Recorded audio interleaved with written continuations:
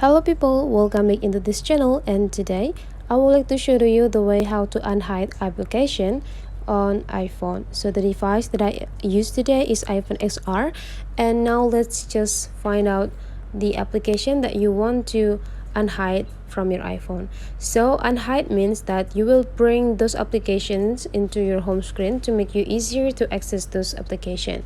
And to find the hidden application is quite easy. So you just need to go into your home screen, and after that you just need to slide into the left side until the app library is pop up on your screen. And whenever the app library is already pop up on your screen, you just need to find the application that you want to unhide or you want to bring into your home screen.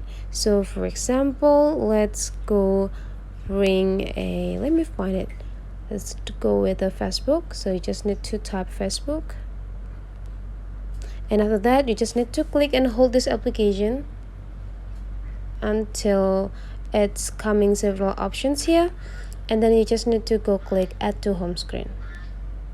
And now this Facebook application is already pop up on your screen, and that will be work for the rest application. Just go slide into the left side and find the application that you want to bring into the home screen, and after that you just need to go click it and hold it until the option is coming, and just need to go click add to home screen.